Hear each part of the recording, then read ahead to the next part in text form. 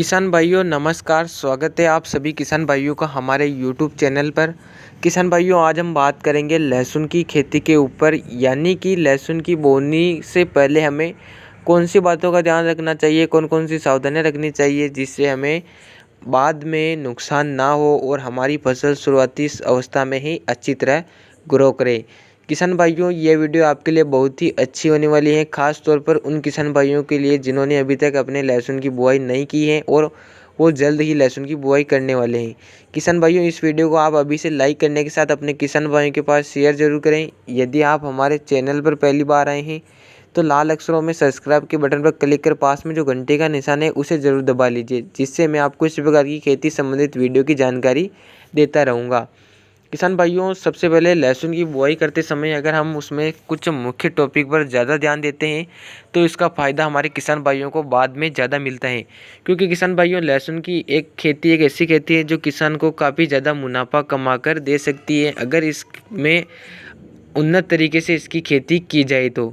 किसान भाइयों लहसुन की बोनी से पहले हमें मुख्य रूप से 2 से 3 टॉपिक पर ज़्यादा ध्यान देना होता है।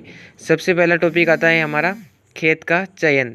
किसान भाइयों लहसुन की खेती को उन्नत तरीके से ग्रो करने के लिए ज़्यादा पोषक तत्वों की आवश्यकता होती है। इसलिए हर साल लहसुन की बुआई अलग अलग मिट्टी और अलग अलग खेत में की जानी चाहिए, जिससे लहसुन मिट्टी से अच्छी तरह पोषक तत्व ग्रहण करें और अच्छी तरह विकसित हो।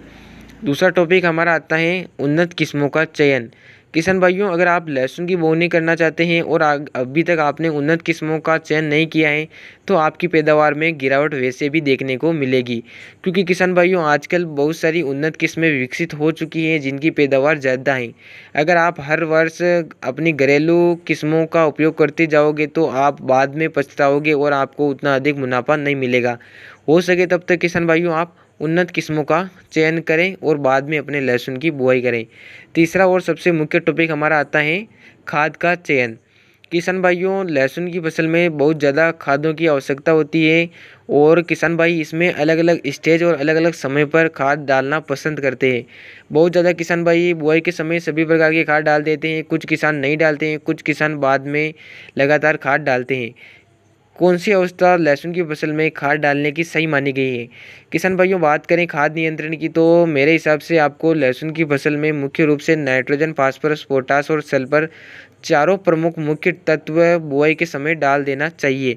क्योंकि किसान भाइयों अगर आप बुआई के समय डालोगे तो इसके आपके 2 फायदे होंगे।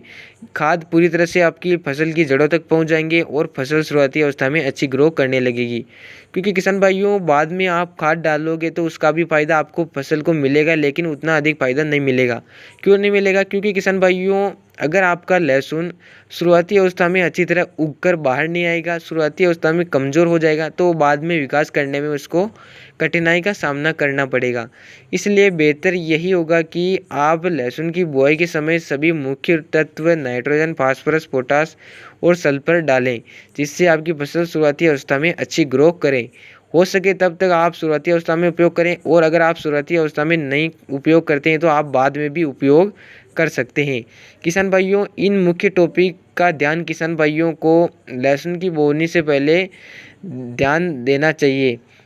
इन बातों को अपनाने से किसान भाई लहसुन की फसल से अच्छी पैदावार ले सकते हैं। तो किसान भाइयों उम्मीद करता हूँ यह वीडियो आपको पसंद आया होगा। पसंद आया हो तो लाइक करें, शेयर करें, चैनल को सब्सक्राइब करें, जिससे मैं आपको इसी प्रकार की वीडियो लाता रहूँगा। जय किसान।